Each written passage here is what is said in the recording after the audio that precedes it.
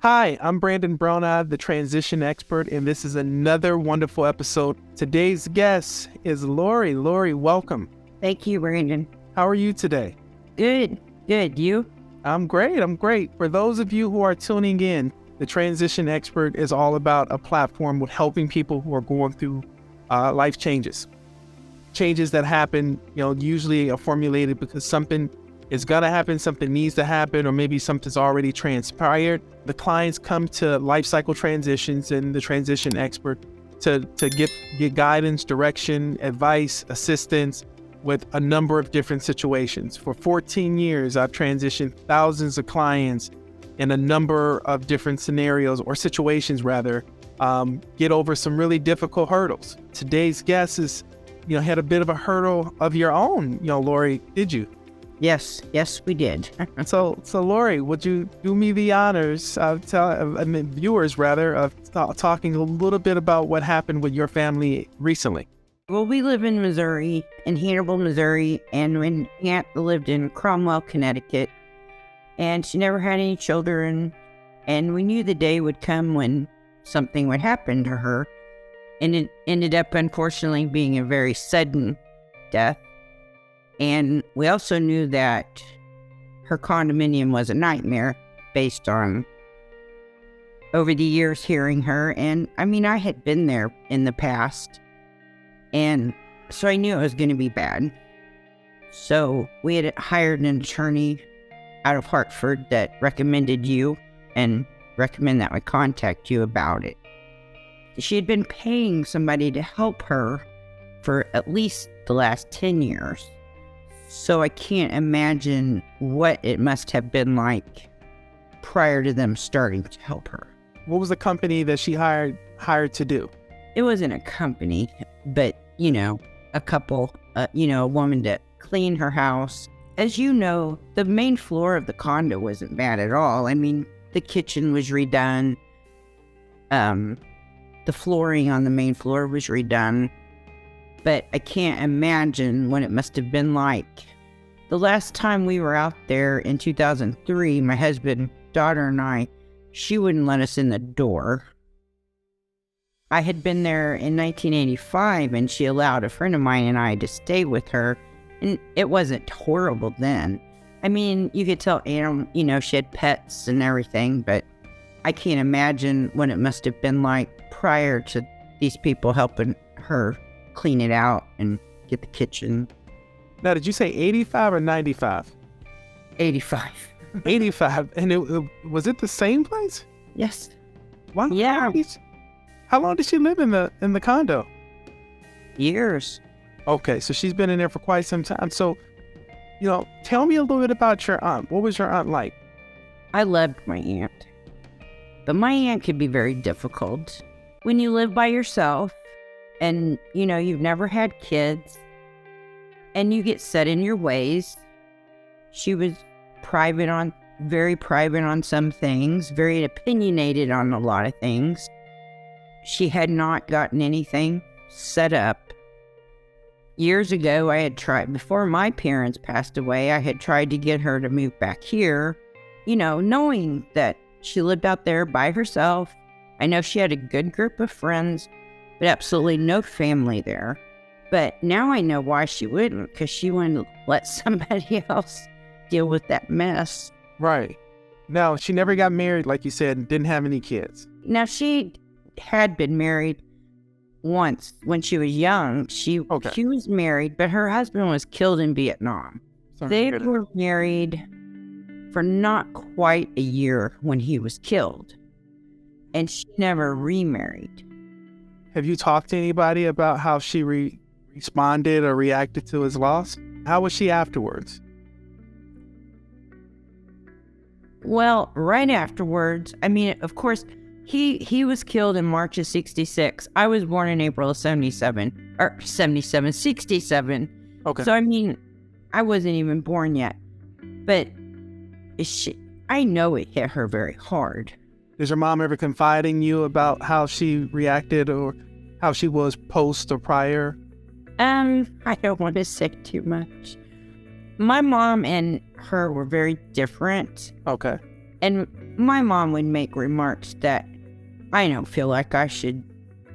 My mom's deceased also, but I don't think my mom was very sympathetic to what happened to Mary Wayne, when her husband was killed. My mom made remarks like, well, they would have been divorced anyway. And it's like, that's really heartless to say about your sister that didn't even get to stay married for a year before she lost her husband in a war. But, Right. That I wasn't born yet. Right. So, she would go on some of our family vacations with us because it was just her. And I can remember driving through Washington, D.C. and stopping at Arlington National Cemetery. She would get very weepy about it. And, understandably, right after it happened, she moved to Hawaii for about a year. And then I think she relocated to Cromwell. She went to work for the Hartford School District. Oh, okay. Yeah, I remember you guys sharing that with me. So, what I'm hearing is that most often when clients exhibit certain tendencies or certain behaviors, there's a starting point. There's a moment in life where something changes for them. Mm-hmm. And, not all bad things. Sometimes it's positive, but in the case like this, I think that when she lost her husband, things changed for Aunt. Maybe unbeknownst to her, maybe unbeknownst to people around her, she became more introverted in the sense that she may have kept people at bay, so right. Some of those tendencies became work that, since no one was there, weren't easily detected. So a lot of times living a isolated life with no one living there with you, you don't have anyone to tap you and say, hey, maybe you shouldn't do that. Or maybe I'm noticing a pattern here. Your aunt, based on, the condition of the property and the fact that there were other people that were trying to help, keep her there, might have developed some tendencies that she should have probably sought out therapy for. Do you know if she had a therapist or she was in therapy? Oh, yeah. She'd had psychiatrist, therapist for years. I don't know a lot of details about that, but right. She would just say, well, my psychiatrist says, or my therapist says, because like I said, she died very suddenly. It was like, bam, gone. Because when I talked to her on August 18th, she sounded really good, but her psychiatrist or therapist or whoever it was retiring and had taken all her patients off all their medicines. And I thought, well, that sounds odd, just to remove all your patients off the medicine because you're retiring. Surely that wasn't the case. Okay. But like I said, she sounded really good. So I don't know if she was still seeing anybody or not. Okay. Walk me down the what happened, the phone call. How did you get news that your aunt had unfortunately passed away? And the reason I want to ask you this is that there's someone right now that is in the same situation you're in. And because this platform is about educating, inspiring, and advocating for positive healing, but also knowledge and education, they're going through something similar to what you're going through. And I kind of want you to be able to guide them what you went through and what they should do through something like that, and how we ended up meeting each other. So, you said she passed away, that your attorney referred you to us. What was going through your mind, and what was the first, second thing that you wanted to do? Well, I was at work. It was September 2nd, and I was at the office, and my cell phone rang, and it said Mary Wayne was calling me. Of course, I'm like, Mary Wayne, in my mind, I'm like, I'm working. Why are you calling me this time of day, So I answer the phone, and it's not Mary Wayne on the other end. It's the girl that had been helping her clean and stuff. And she told me that Mary Wayne had died. And then a police officer got on the phone, and I needed me to give permission to remove her body. And my mind is just spinning. It's just spinning. And I'm like, okay. And apparently a 911 call had come in at like 7:11. So she called in? She called 911. At 7:11 in the night or in the morning? In the morning. Okay. So 6:11 our time in the morning. complaining of chest pains. And by the time they got there and broke down her door, she was gone. Like I said, I knew one of these days this would happen, although I had kind of hoped it would be a gradual decline, where we can get more prepared, figure out something, but bam, it happened. So my mind spinning, and they asked me where I wanted her body taken, and I'm like, no idea at all. So I went with the police officer's recommendation or whoever. So I'm like, okay. And they said the funeral home would be contacting me. I said, okay. It felt like hours had gone by. It was at least probably 3 or 4 hours. I was expecting to hear from the funeral home fairly quick. Right. I worked for an attorney for 28 years now, and so I called him and I said, okay, it happened. My aunt in Connecticut died. Just bam, she's gone. I said, I don't know what to do. I said, I do know we're going to need an attorney out there. Tell the viewers about your experience and your career, so they can get an idea as to how where you're coming from. Okay, I own a title company, so I searched land records, the deed records, and we run across purchases where the seller is deceased and the estate's the seller. I have a lot of knowledge in real estate. I knew she probably hadn't taken care of anything. Okay. She would talk about taking care of things, but my guess was that she hadn't. And until we were able to get out there and search through the condo to see if we could find any documentation that anything had been taken care of, I knew we were going to need an attorney.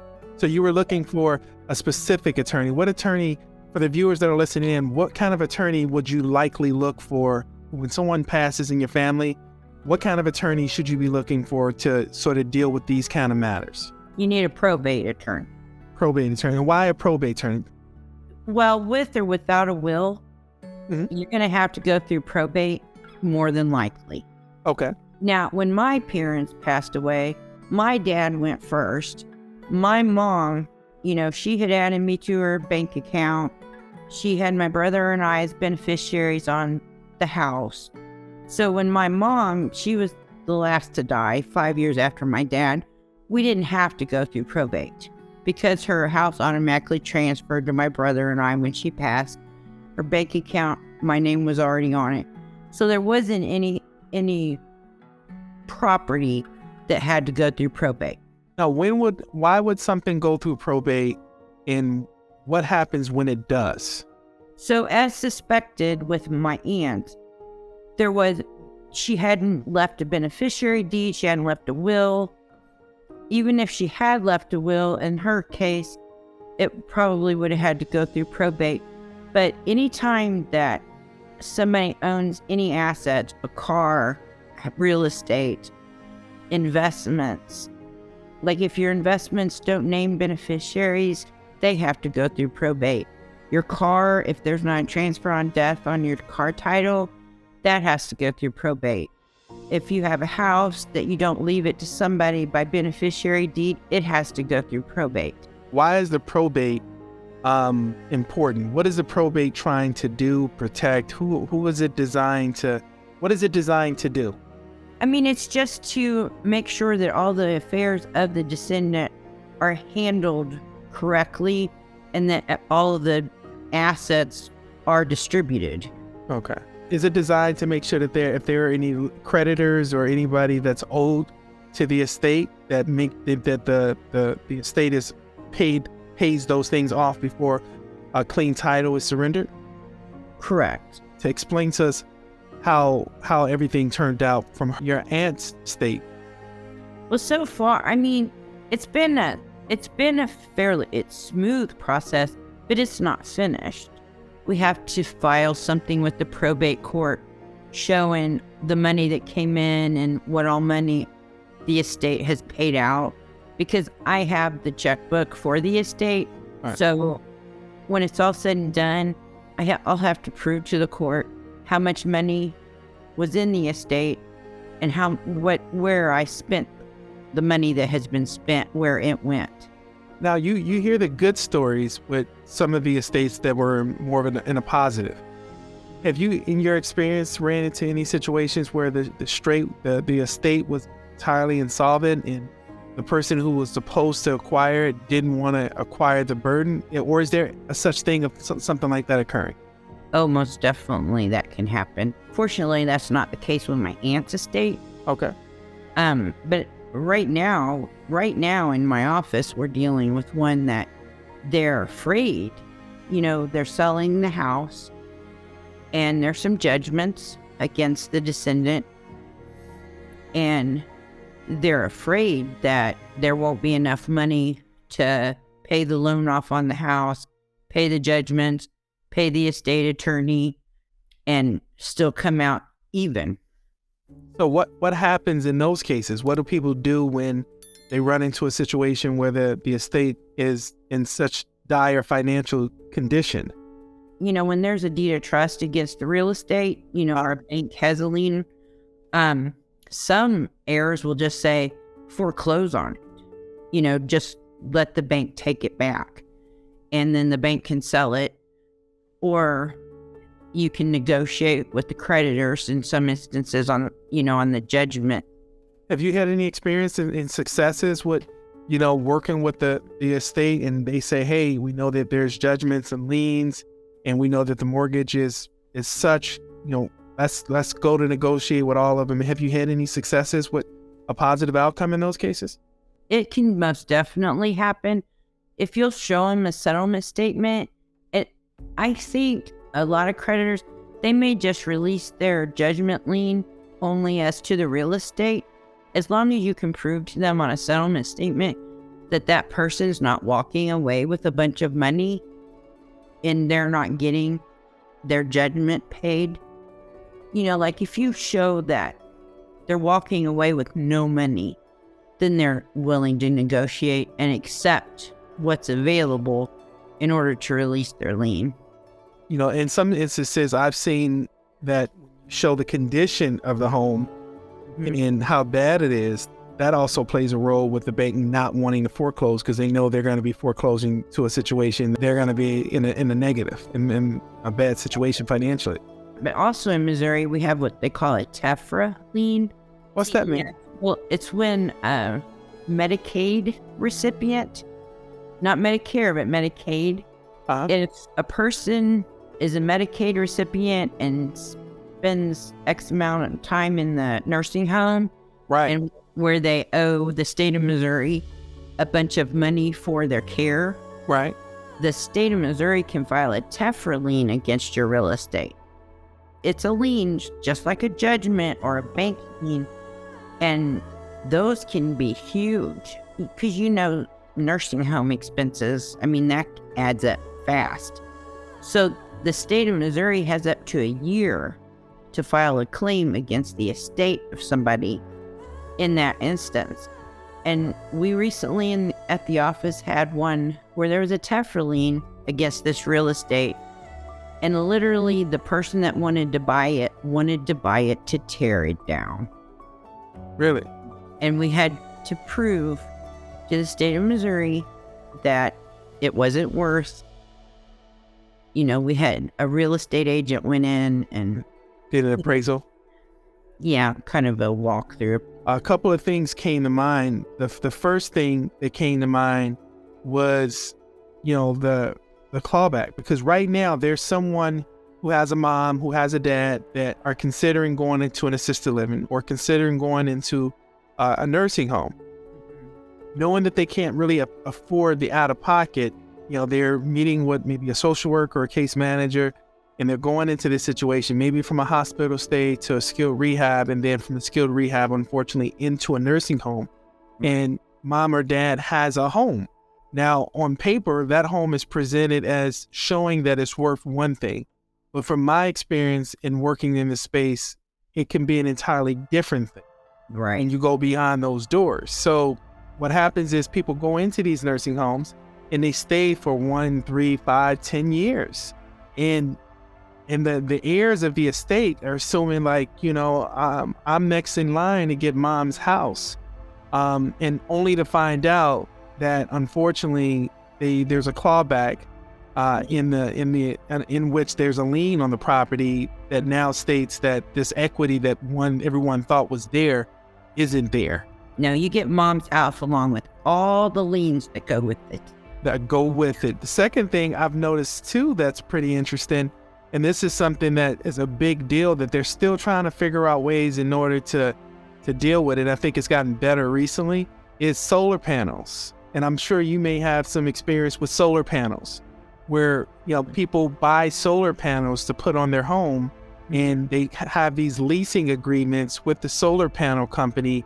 And then now they sell the home, and then unbeknownst to the seller that they're selling the home, they now have to get the new buyer to agree to take on those leases. So 10 years ago, when solar panels first came in, you saw a lot of elderly couples, a lot of elderly clients, homeowners, if you will, that would have these salespeople come out and sell them these $100,000, $60,000 solar panel, end up in a skilled nursing home, a hospital, and not go back home. And now they thought their house was paid for. And then unfortunately now this house that was paid for has a lien on it. With the solar company.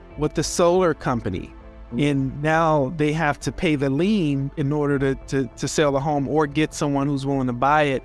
And more often than not, it's not just having a solar panel and having a person that's willing to buy the home with the solar panel. It's now realizing that, did you get a good solar panel deal?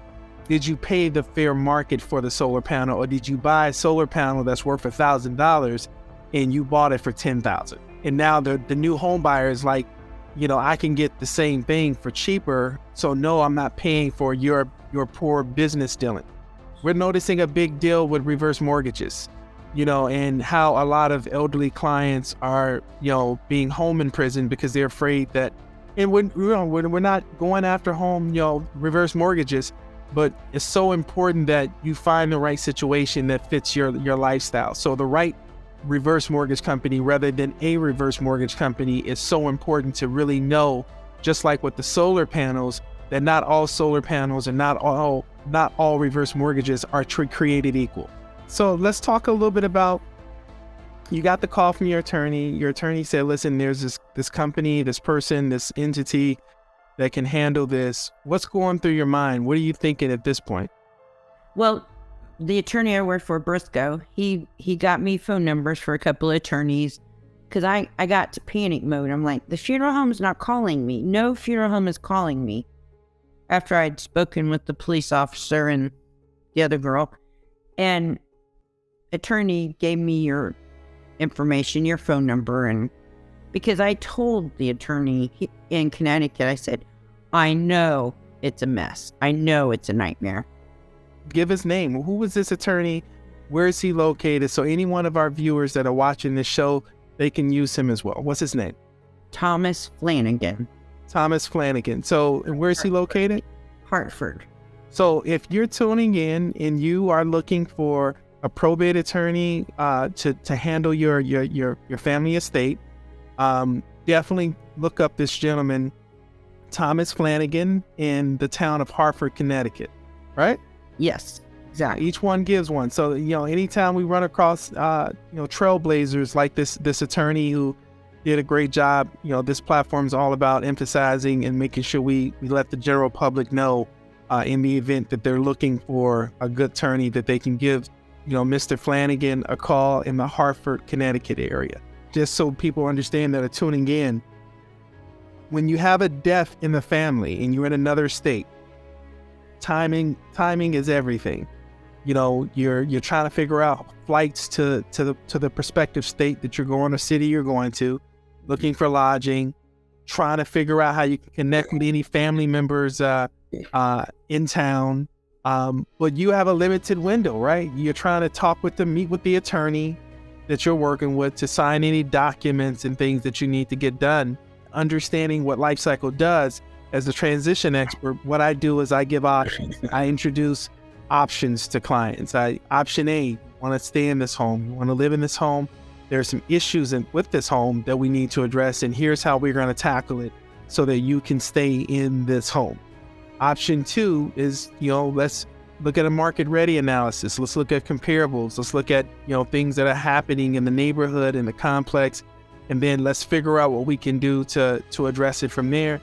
And then there's the home rescue program. The home rescue program is designed for clients that don't have the time, money, energy, or resources, that are looking for a quicker, more immediate solution to some of their situations based on a number of different circumstances that they're dealing with. Some are all financial, meaning that they just don't have the money to address some of the renovation costs or some of the other issues in the event that maybe there's a hoarding situation. Some make the decision purely off time. I have the resources, I have the money, I just don't have the time. And then others don't do it based on the energy. In the event that you from another state decided, look, let's just rent this place out, that wasn't an option for you. So you had two options. Let's do market ready and then do option three. What option did you guys choose? Option 3. All right. And what was one of the main catalysts in going that direction versus the other? I just knew that I didn't have the time. We had to fly out of St. Louis, south to Charlotte, North Carolina, to go north up to Hartford. I mean, I can't do that. I have a business to run. My husband has a business to run. We're busy people. And I mean, there was a lot of I took 2 days off of work to fly out there. And 2 days is a lot for me to be gone. I know that sounds crazy, but I mean, we're just that busy right now. I knew that we couldn't deal with it. Right. So I'm just very, very thankful that your company exists. Thank you. I wanted, a lot of things that go into these things. There's a lot of apprehension. During this process, you were a little antsy too. You were like, is this company legit? Is everything going to go the right way? I've been doing this for 14 years. And in the process of doing this, the home rescue was designed to make sure that we can expedite some of these more complicated, more difficult processes. I function in that. And what I realized more than anything is that people pay for what they can't do, don't want to do, or don't have time. So the home rescue was designed to make some of those things easier across the board. Yes. Being in the home rescue program, would you say that it was a success for you? Oh, absolutely. Absolutely. I wanted more than anything to let you know and understand and let viewers know that integrity is easier kept than recovered. When dealing with real estate, it's always a delicate situation. When dealing with people, it's an even delicate situation because, people don't always do what they say they're going to do. For us, having been in this space for 14 years and transitioned thousands of clients, we wanted to introduce the home rescue program as an offering to produce results for clients in these very complicated, very unique situations where they don't do anything because they just know there's so much that needs done to get anything done. We say, no, we can get it done. We'll work with the title. We'll work with the judgments. We'll negotiate with the foreclosing companies. If you're in a foreclosing situation and you're in the process of losing your home and you're thinking about walking away, give us a call before you do that. If you're in a situation and you have a hoarded home and you're thinking about, locking the door or just to walking away from it because like in your case with your aunt, you anticipated her home to be a problem because she's already exhibited these tendencies or you had some sort of inclination.